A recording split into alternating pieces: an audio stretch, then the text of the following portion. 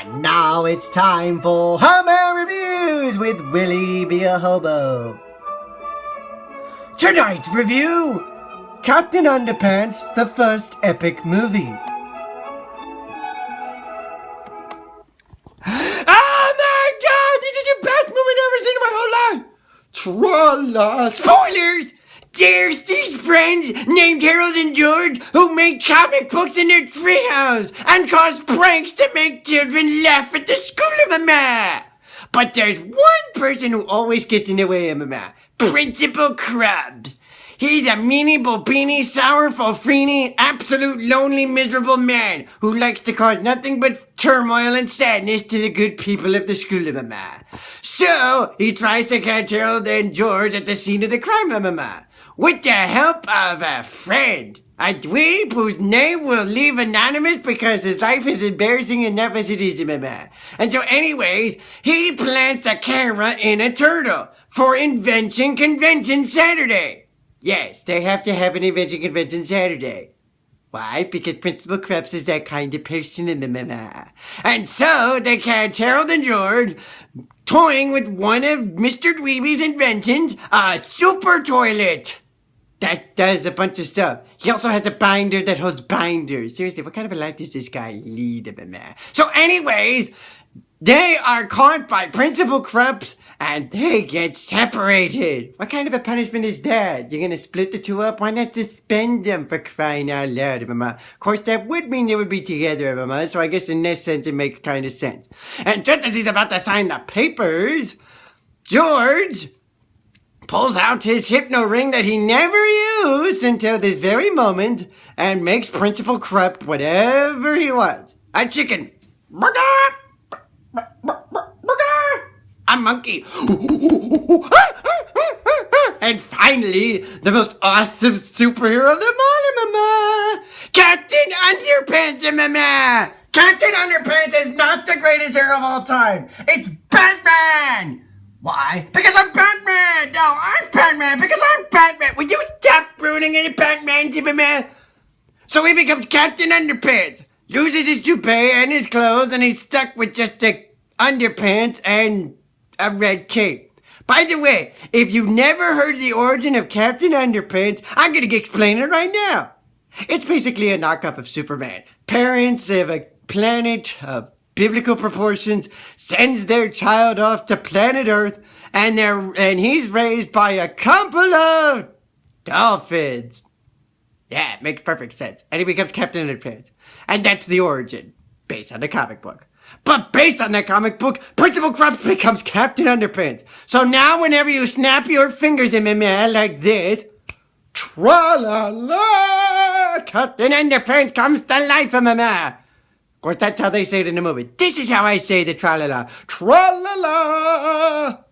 And whenever you dump water on his face, he turns back to Principal Krabs, that meanie-bo beanie. It's amazing how the two are complete polar opposites of one another. So anyways, Principal Krabs had gotten rid of the science teacher because he wanted to hang out with his family instead of being at the Invention Convention. Again, Principal Krabs in a nutshell for you. So he posted a bunch of help wanted signs. And while Captain Underpants is being Captain Underpants, and people are like, who the hell is this crazy guy? Another professor is wanting to fill the vacant science teacher role. His name is Professor P, short for Professor Poopy Pants.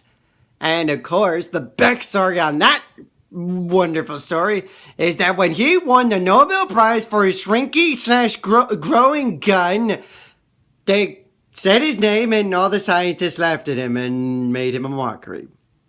So of course the kiddies laugh. He of course doesn't like laughter, which is kind of like the dweeb whose name we may not mention. There's this part of the brain that causes laughter, and Professor Poopy Pants is going to try and eliminate it. With the help of Melvin. Oops, that's not his name. And his super toilet. Again, remembering from the Captain Underpants book that the toilet was its own villain in a novel, but we're going to combine it with the other villain in this one. Meanwhile, Captain Underpants comes up with this big carnival. Except it rains, it turns him back into Principal Krabs, and Principal Krabs splits the two boys up, only to discover that the toilet is loose, and turns everybody into non-laughing zombies. Except, how does George and Harold get themselves free of this mind-wiping thing, you might ask?